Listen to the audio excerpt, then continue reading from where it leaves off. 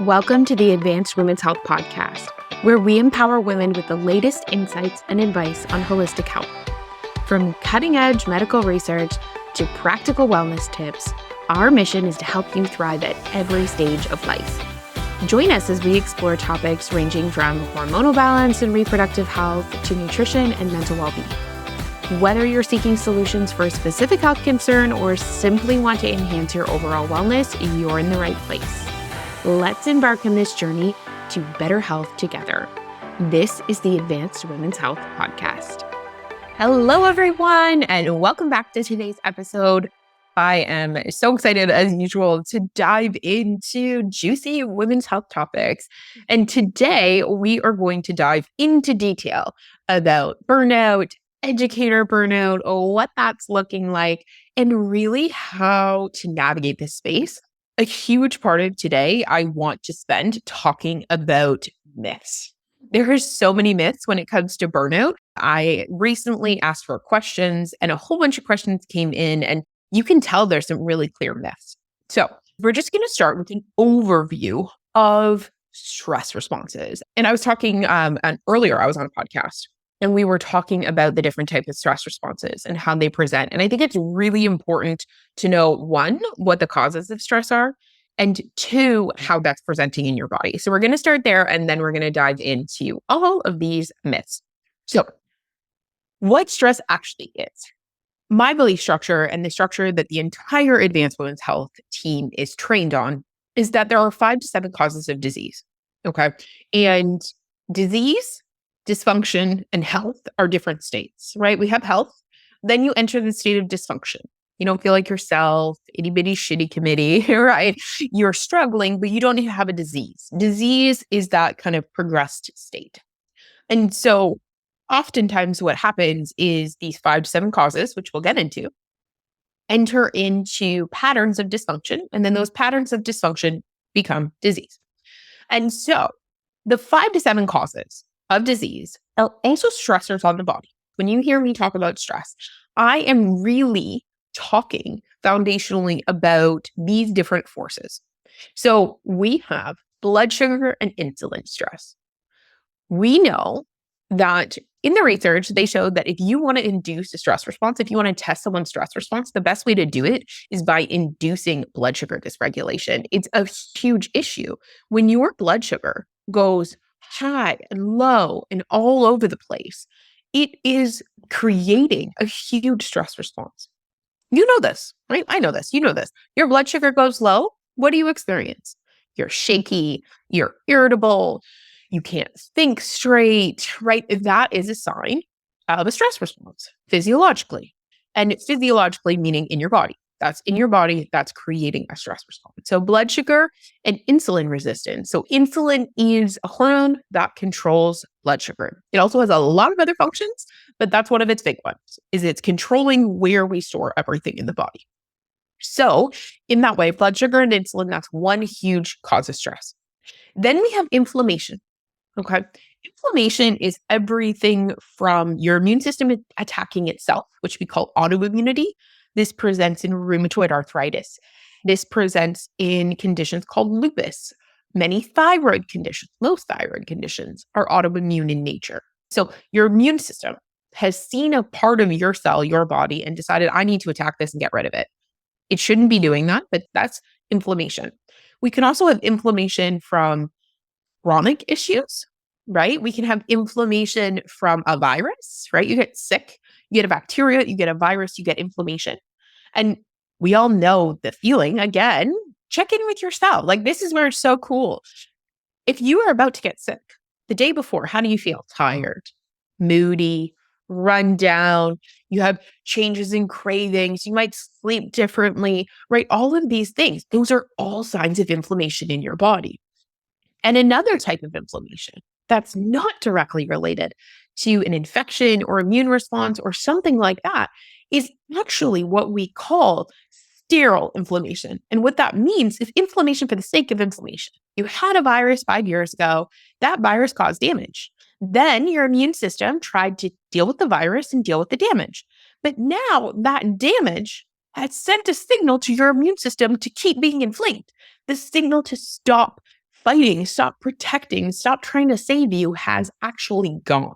And so in that situation, in that state, what we are dealing is the fact that your immune system is kicking off for no reason. We call that sterile inflammation. So we need to get in and we need to eliminate that. So if you're feeling low grade tired, low grade brain foggy, right? Low grade aches and pains, digestive issues, if you're feeling mood changes, that could all be related to inflammation.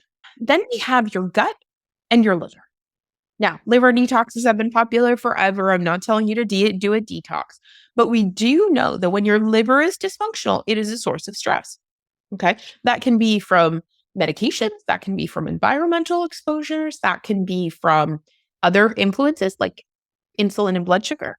That can be from the type of bacteria that live in your gut.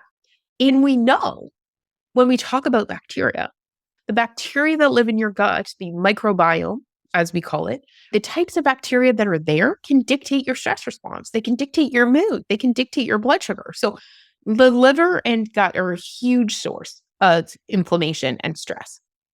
Then we have nutrient deficiencies. Many of us know this in the form of iron deficiency or B12 deficiency, right? If you're in this state where you are not getting oxygen to your brain, you're not making red blood cells the way you expect to, then you're naturally going to have this dysfunction, this stress response. Your body's like, I'm not getting the nutrients I need. I'm not getting the oxygen I need. Like, I need support here. So that's going to be a really big one. Then we're looking in the world of energy production. So if you aren't able to produce energy, if you don't have gas in your gas tank, right? If your gas light comes on halfway through the day, your body's going to go into panic mode to maintain your energy. And the little teeny tiny part of the cell that makes your energy is called a mitochondria. Way back to biology in high school, right? But this little battery of our cell needs to be charged, and it's easily damaged by inflammation and blood sugar and these other components. And so if we don't have enough energy, then that's going to cause us stress. And the final piece that we're looking at is your nervous system. That's the mental emotional stress. That's all of the things that we deal with. So when we're talking about burnout, is not just mental emotional stress. Burnout is very specifically related to all of the other types of stress.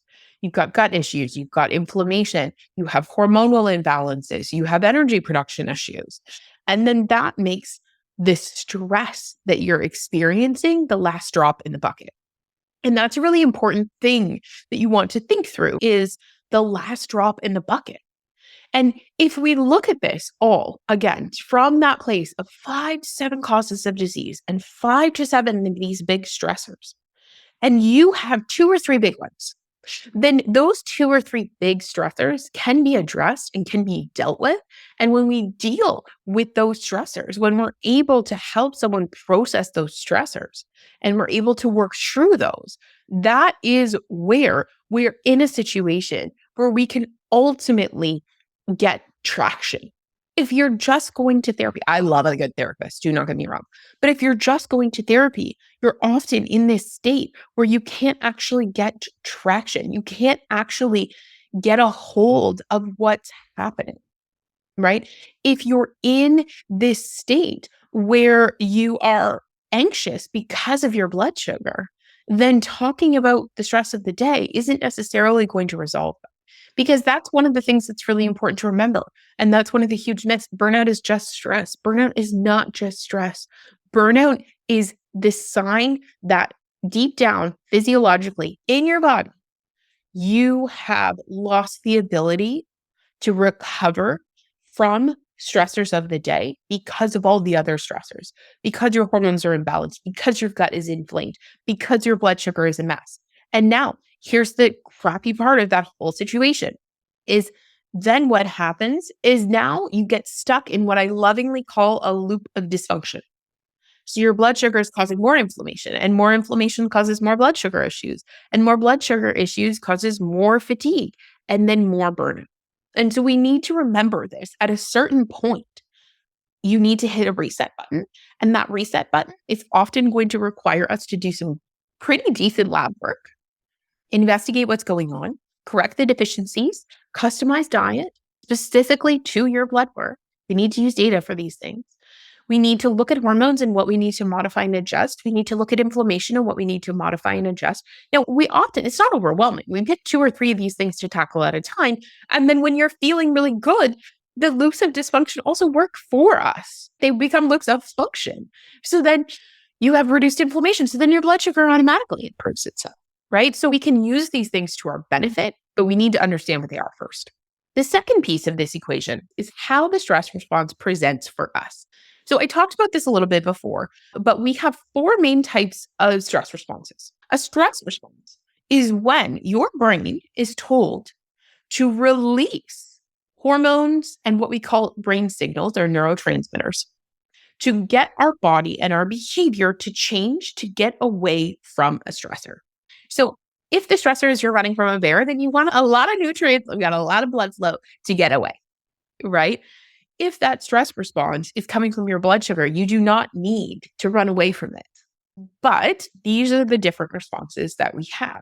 And so we need to recognize that our brain is kicking off the same stress response to blood sugar.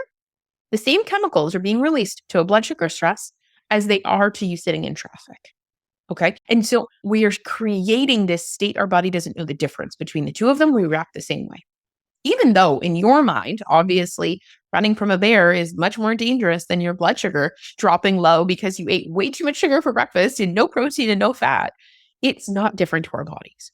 And our bodies are going to treat it to the same degree of severity. Our bodies are going to dedicate the same resources. Therefore, we're going to be exhausted. And so it's really important that we're remembering.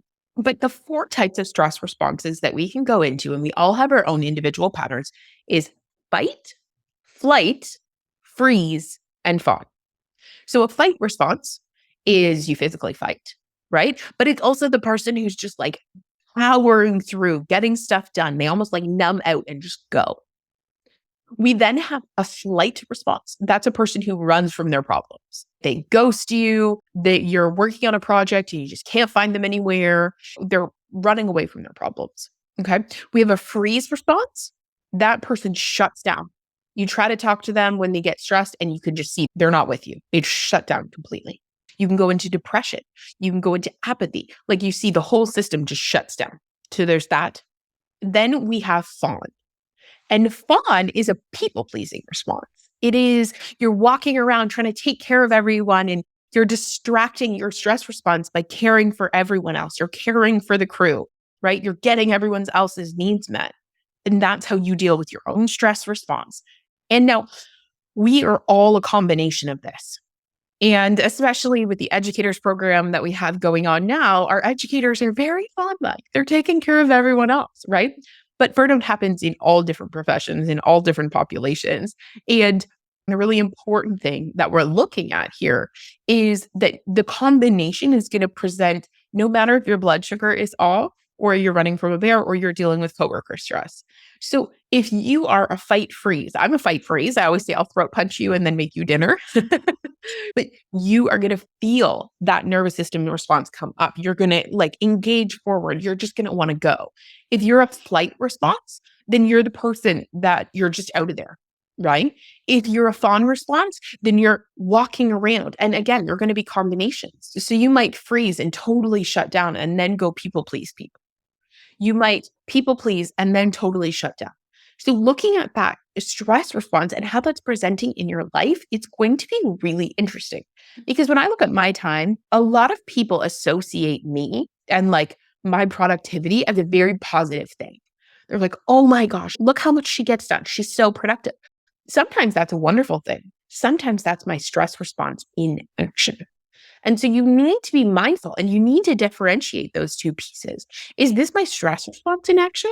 Am I in control of this? If I'm not in control of the amount of productivity or how fast this train is flying forward, then that's my stress response. Whereas if I feel like I'm calm, focused, grounded, hammering things out, that's not. That's just productivity. People pleasing or walking around, fawning around other people, taking care of everyone else in our society is viewed as a hugely positive thing. It's not commonly that people are looking at someone who's walking around people pleasing going, oh my gosh, they're so stressed. We need to identify, we need to acknowledge.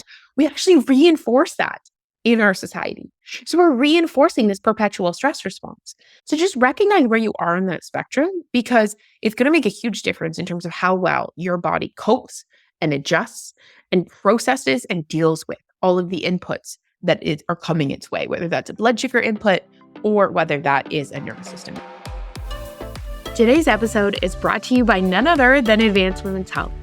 If you are interested in diving in deeper to your health, if you are finally ready to feel like yourself, and you are finally over hearing everything's normal, everything's fine, and you want a deeper dive into your healthcare, then we are here to help you. We are currently helping patients in British Columbia and Ontario, Canada. But don't worry, if you're in another province, still reach out, get added to the wait list as we expand coast to coast. We cannot wait to work with you. Check out the show notes for more information on how to get started. So now to get into some of these myths. We've talked about some of them, right? That burnout is just another word for stress. So a lot of the questions that came in were, how do I know if this is just stress or this is burnout? And my answer to that question is often, it doesn't really matter. If you don't feel good, we should address it. But at the same time, the difference in my mind is that burnout is when we have this prolonged period of physiological stress. It's not just mental, emotional. It's when the stress of the day affects your blood sugar. The stress of the day affects your immune system. The stress of the day affects your gut microbiome, the bugs that are living there. Because we know stressed people have different bugs in their gut. They also have more yeast in their gut, right? That could be part of why we see cravings changes and all of these other components as well. So we can't separate the body. It's all one piece. And that's so important to acknowledge, is it's all one thing. And so it's really critical that we are looking at how those pieces are connected. And if you are experiencing burnout, then there are physiological issues, hormonal, gut, inflammatory issues that probably need to be fixed so that the mental, emotional stress doesn't tie into you. Another one, only people with high pressure jobs get burnout. So this is something else. I had some people being like, I just work part-time, right? Like, I love my job. I love the kids in my class. I love my coworkers. Like, I love all of these things, right? And so I can't be burnt out. Why should I be burnt out? I mean, it's like, well, you can love what you do and still have body chaos. Your brain may be happy, but your body's still in chaos. And so I think this is where we need to take the stigma out of some of the conversations with respect to burnout, because the reality is that it is a body state. It's not just a brain state. And so you don't have to hate your life to be experiencing this physiological change, which is so important. And this actually messes with people a lot. Like, why do I feel depressed and tired and apathetic when I love my life and I love my career and I love my job and I love my clients and I love my coworkers? How can I be feeling that? And it's because it's not just a mental, emotional state. I hope I've driven that home. There's other pieces, right? There's a lot of conversation and a lot of confusion online. So a lot of the questions that came in was like, if I'm burnt out, can I do high intensity exercise? If I'm burnt out, do I have to just sit on the couch all day? And this goes back to, at its core, what the cause is. If you're sitting in this place where your blood sugar is an issue and you have high blood sugar and you have high insulin, then doing high intensity exercise is going to reduce your stress. But if you're in a space that you are dealing with low levels or dysfunctional levels, or your blood sugar gets low after meals, you get hangry, tired, then one, you need to have that assessed to make sure that's not a sign your blood sugar is going high. It is, in fact, a sign your blood sugar is going low. So that needs to be assessed. But two, the other piece is that we really do need to do blood work.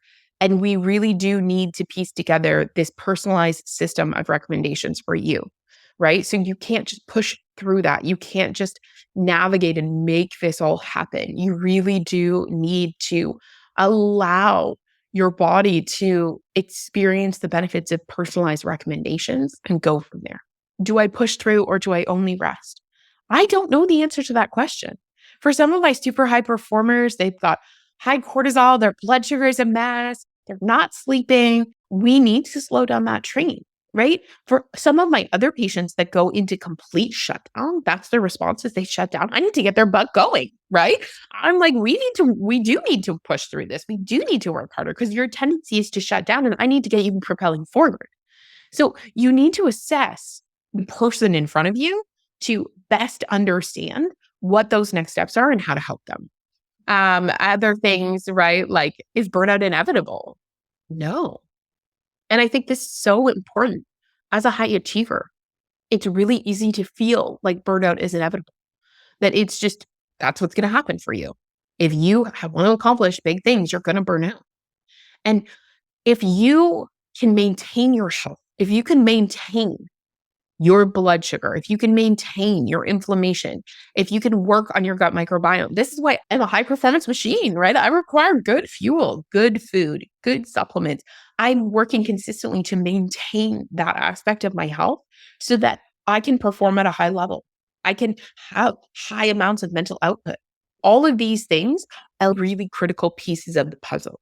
And they're pieces that we absolutely need to make sure are in play and in motion so that we can achieve really big things in our health. If you are in pain, your body cannot use clarity. You cannot think clearly. You take action from a safety part of your brain. You don't take action from a logical part of your brain, right? If your blood sugar is off, we've all made really bad decisions. Right before you get sick, you have chronic inflammation. You can make really poor decisions. And so we need our health in order to be able to function and output at a really high level. And I think society is finally waking up to understand that. And that's something to me that is so important and so exciting because I see that in my own health and my own journey all the time. When I am on point with my supplements, when I'm on point with my diet, and I'm not saying I don't deviate or have fun, right? But when I'm doing what I know works for my body through my personalized testing, through my insulin testing, inflammation testing, gut testing, hormone testing, I do the work on myself. You do not need to do that. Blood work does not need to be that expensive, right? It can be less than $100 or it can be much more. But we're working with you to figure out what that assessment looks like, what data you need about your body. But I think it's really important to acknowledge that we need some of that data set in order to just help you to foundationally get to the root and to be able to perform at a high level long term without sacrificing your health. A lot of the other things come up with respect to, does it mean I have to quit my job? I think I answered that question, right? Is it permanent? Absolutely not. It can be managed. We can reduce the tendency towards these issues presenting. We don't need to just toughen up. And it's definitely not a sign of aging. Some of the questions that came in, am I just getting older? How do I know if I'm just getting old? That is a whole nother conversation for a whole different day. But I absolutely, in no way, shape, or form, believe that we need to accept aging, that we need to accept that we're just feeling like crap.